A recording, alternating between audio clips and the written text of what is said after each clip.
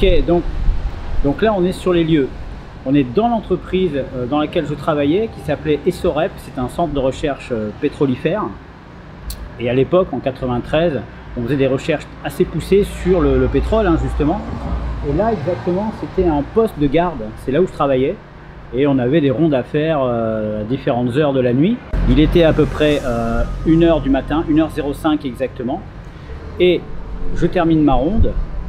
J'arrive de ce côté-là, je rentre dans le bâtiment, enfin là il y avait un poste de garde, hein, tout simplement, et je m'assois dans le fauteuil, et là je regarde à 45 degrés vers le ciel. Et là je vois 3 objets en forme de cigare, un qui était en avant et 2 autres légèrement en arrière, hein, comme s'ils volaient en formation, avec une traînée lumineuse très particulière à l'arrière, qui a immaculé mais tout le ciel, comme si on l'avait marqué au stabilo. Et en fait, les 3 objets ont marqué tout l'horizon, vraiment d'un bout à l'autre, avec ces traînées lumineuses. Ce qui est étrange, c'est l'absence de bruit et l'altitude approximative que j'ai évaluée à 2-3 000 mètres peut-être. Et encore, c'est vraiment une évaluation, hein, je ne connaissais pas la taille exacte des objets. Il n'y avait aucun bruit, la nuit était calme, claire. Et ce qui est drôle, c'est que je n'ai eu à aucun moment le réflexe de prendre l'appareil photo qui était dans le tiroir, hein, puisque quand on est agent de sécurité, en cas de constatation, de dégradation, de quoi que ce soit, on doit prendre des photos. Et j'avais un appareil photo sous la main et j'ai à aucun moment pensé à prendre un cliché, tellement j'étais abasourdi, hein, j'étais carrément estomaqué. Et j'avais trop peur de tourner la tête et de revenir et que les objets aient disparu. Donc au cas où ce soit une hallucination ou quoi, mon collègue, je l'ai appelé tout de suite, il est sorti et on a constaté tous les deux le phénomène. Donc comme tout ce qui se passe d'un peu étrange, il faut le consigner. Donc on a tout consigné dans le cahier de garde, hein. On s'est posé la question, est-ce qu'on le met ou est-ce qu'on ne le met pas. Je vous cache pas que le lendemain, quand on a embauché, le lendemain soir, on était un petit peu la risée de toute l'entreprise, hein. Tout le monde se foutait de notre gueule. Qu'est-ce que vous avez bu, vous êtes shooté, etc. Non, non, mais on l'a marqué, c'était là, on l'a vu, on l'a observé, donc voilà. J'ai appelé donc le lendemain la police, j'ai appelé les chaînes de télé, on leur avait rien signalé. À la télé, il n'y a rien eu dans l'immédiat, ni à la radio. Mais quelques jours plus tard, 4 jours plus tard, je me souviens bien, TF1 Actualité, le présentateur nous parle d'un phénomène OVNI dans le Pas-de-Calais. Et à ce moment-là, on a 2 policiers interviewés qui, à 1h10 du matin exactement, la même nuit que moi, ont vu exactement le même phénomène. 3 objets en formation avec des traînées lumineuses. Là, ça jette quand même un gros doute. Parce que il était 1h05 lorsque j'ai constaté l'apparition des objets. 1h05 à Bordeaux. Or, 5 minutes plus tard, à 1h10 exactement, 2 policiers du Pas-de-Calais, c'est-à-dire à 900 bornes, 1000 bornes peut-être, de Bordeaux, constataient le même phénomène. Ça veut dire 2 choses. La première, soit les 3 objets ont parcouru 1000 km en 5 minutes, soit il y avait 6 objets. C'est la question qu'on se pose. En tout cas, ça a eu le mérite, le phénomène a eu le mérite de passer aux actualités et le présentateur a dit que le dossier avait été transmis au GEPAN, qui est la structure gouvernementale qui s'occupe de l'analyse des phénomènes OVNI. En tout cas, moi je suis intimement persuadé que c'était des OVNI. Pourquoi? Parce que je connais des pilotes de chasse, je connais des pilotes d'avions de ligne, et au vu de ce que je leur dis, il est très peu probable que ce soit d'un point de vue aérodynamisme, quelque chose qui soit de notre technologie. Moi, j'ai un avis un petit peu, j'ai un avis sur la question qui n'engage que moi, mais je pense que nous sommes étudiés, technologiquement parlant, on va pas se mentir. S'il y a des êtres venus d'ailleurs qui ont la technologie pour venir jusqu'ici, forcément ils sont plus intelligents que nous.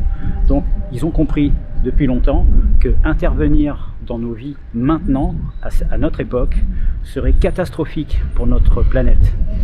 Au niveau de notre société, imaginez un vaisseau spatial qui atterrit en plein milieu d'une ville, une grande ville du monde.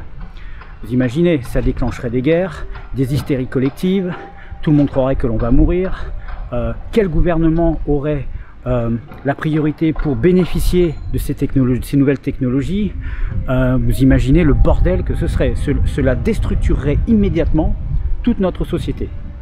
Et je pense qu'ils le savent. Donc, ils restent à distance. Ils étudient. Et donc, peut-être qu'un jour, ils prendront contact quand on sera prêt, quand on sera suffisamment évolué, quand on ne se sera pas peut-être autodétruit. Parce que c'est un bâtiment abandonné, ça. Là, c'est l'urbexeur qui parle. Hein. Quand on sera prêt, je pense que c'est plutôt ça le deal. Bordel, ils ont atterri. La vache. Avec les dossiers déclassifiés, on a les preuves maintenant. On les a les preuves. Maintenant, libre à chacun d'entre nous d'y croire ou de ne pas y croire. Juste le problème, c'est qu'effectivement, avec la technologie d'aujourd'hui, n'importe qui avec son téléphone portable est capable de faire un fake avec n'importe quel logiciel un petit peu pointu. Même avec des logiciels de base, on peut faire des fakes plus vrais que nature. Donc c'est très difficile de croire à ce qu'on nous montre. Mais ces fameux dossiers déclassifiés par l'armée, eux, sont officiels. Ce sont de vrais dialogues entre pilotes, hein, vous pouvez le voir, où ils ont pris en chasse des ovnis et on les voit en live. Notamment des pilotes russes, américains, français, tout ça, c'est sur internet aujourd'hui. I just saw something then. That's right. Yeah. It was down here. There. Yeah. I think it's strange because it's nothing military or civilian aircraft. Maybe we have something out of this planet in that video. The universe is so huge, why would it just be one place with life? I mean, it doesn't make sense. I have not got a clue what it is. Dire que ces objets n'existent pas ou que ce sont des fakes ou des drones, c'est de la très haute connerie. C'est juste qu'on veut se voiler la face et on ne peut pas admettre que peut-être qu'il y a quelque chose de peut-être plus important que nous ou de plus évolué que nous, ou peut-être qu'on n'est pas le centre de l'univers et ça fait mal au cul à certains. Je vous avoue que voir un ovni, ça a toujours été mon rêve avant d'en voir un. Et ça a été un rêve qui s'est réalisé, quoi, tout simplement. Tout le monde rêve de voir un ovni. C'est quand même étonnant. Alors après, que ce soit un vrai, un faux, peu importe, l'imagination joue son rôle à ce moment-là. Hein. Mais moi, je sais que je suis quelqu'un de très cartésien. Je crois à ce que je vois et à ce que je peux déduire. C'est pareil pour les fantômes, etc. Je crois intimement à l'existence des esprits, des fantômes et du paranormal.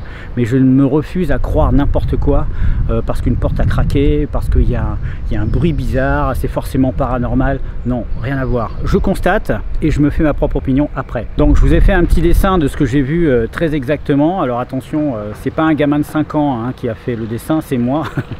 Moi je suis pas du tout doué, je suis doué pour plein de choses, mais alors franchement le dessin c'est pas franchement mon truc. En tout cas ça a le mérite d'être clair. Voilà, c'est très exactement ça que j'ai vu. La nuit était claire, donc on voyait bien les contours des 3 appareils. Donc il y aurait forcément eu des ailes ou des ailerons ou des queues et tout. Il n'y avait rien de tout ça, tout était lisse. Vous imaginez 3 cigares totalement lisses, pointus sur le devant, et vous avez les objets que j'ai pu voir. Très étrange. Voilà, j'espère que cette vidéo vous a plu. Surtout, n'hésitez pas à laisser un petit commentaire, à liker, commenter. Si vous avez vécu une expérience similaire, n'hésitez pas à me le raconter, ça m'intéresse. En même temps, je sais qu'on est très peu à avoir vécu ce genre de choses. En attendant, je vous dis à bientôt pour une nouvelle vidéo. Bye bye.